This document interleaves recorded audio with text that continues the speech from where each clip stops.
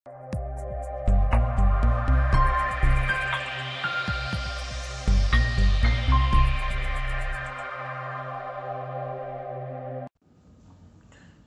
assalamualaikum warahmatullahi wabarakatuh, teman-teman dimanapun berada. Semoga dalam keadaan sehat walafiat di berbagai kawasan di Nusantara kita tercinta ini. Ya, satu pekan ini, beberapa minggu terakhir kita mengalami kejadian yang menurut kita tidak mengenakan hati. Ya, beberapa alim dan ulama itu meninggal secara berurutan, ya, beruntun. Ya, yang paling terkemuka adalah wafatnya Syekh Ali Jaber, ya. Kemudian juga ada wafatnya juga Sayyidul Walid Habib Ali bin Abdurrahman As-Segaf, ya, dari Jakarta. Dan tentu kesedihan ini harusnya menjadikan kita semakin hari semakin baik, berpikir jadi lebih baik lagi, berpikir untuk menjadi yang soleh lagi. Ditambah bencana yang silih berganti, luar biasa bencana terjadi di mana-mana.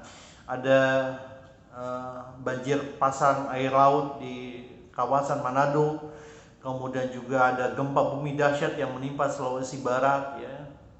Yang saat ini upaya Basarnas juga dilakukan untuk bisa mempercepat pemulihan beberapa kota yang berakibat akibat gempa yang cukup dahsyat, ya.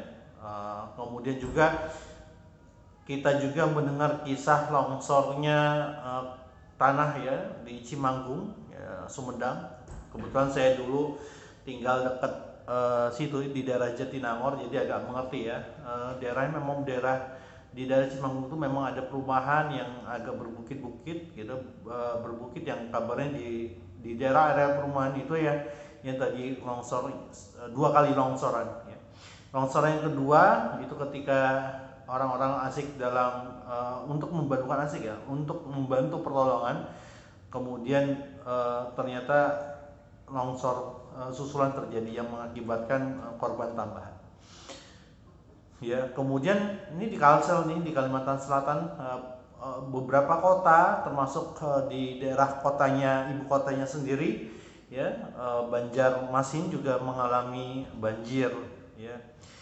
Saya teringat dari Allah Subhanahu wa taala berfirman dalam Al-Qur'anul Karim, "Zahara fasadu fil bari wal bahri bima kasabat aydinas yuziqahum ba'dal ladzi amilu la'allahum yarji'un." Telah nampak kerusakan di daratan dan di lautan dikarenakan ulah tangan manusia. Kalimantan itu, kalau teman-teman tahu, ya, pembalakan liar, kemudian juga pengalihan fungsi lahan hutan menjadi lahan ladang dan juga perkebunan itu mengakibatkan curah hujan yang tinggi itu tidak bisa tanah itu nggak bisa menampung air yang ada, ya. Dan naasnya kembali ini juga dipicu dengan investasi yang cukup besar-besaran, ya, tidak dilingkungi dengan AMDAL yang ada, tidak diatasi dengan persiapan bagaimana agar air dari hulu ke hilir itu begitu lancar sehingga curah hujan itu bisa menampung airnya. Ya, ini termasuk banjir yang cukup parah yang mengalami teman-teman Kalimantan, khususnya Kalimantan Selatan. Dan saya turut berduka atas kejadian ini semua, dan sekali lagi Allah Subhanahu wa taala menjelaskan zahara fasadu fil bahri wal bahri bima kasabat aydinas. Ini semua karena ulah tangan manusia, ya, yang menyebabkan investasi yang berlebihan, kemudian tidak disediakan AMDAL yang cukup, ya, kemudian juga lahan hutan yang semakin berkurang, ya, sehingga resapan air tidak ada atau berkurang cukup drastis, sehingga ketika curah hujan ini datang, ya, kalau ini tidak direspon secara cepat, kalau ini tidak dipersiapkan secara matang, ya, flora dan fauna kita itu akan musnah begitu cepatnya. Karena sesungguhnya Kalimantan itu seperti paru-parunya dunia, karena dia berisi banyak hutan yang harus ditumbuhi, ya.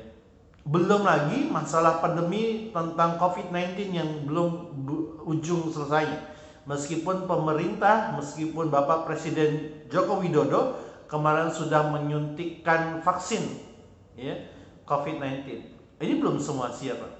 Kalau sekali lagi, kalau kita tidak berinjak kepada ketaatan kita kepada Allah dan Rasulullah, tidak kembali lagi back to Allah, maka sesungguhnya kerusakan demi kerusakan akan terjadi. Kenapa? Kita tidak taat, kita tidak patuh kepada Allah Subhanahu wa taala. Mari teman-teman semuanya, kita jaga kondisi kita jaga aktivitas kita semua agar kembali sesuai dengan syariah, kembali merujuk kepada Quran dan hadis, ya, mengurangi segala hal yang merusak lingkungan, ya, termasuk juga berupaya sungguh-sungguh untuk taat kepada Allah dan Rasulnya, ya.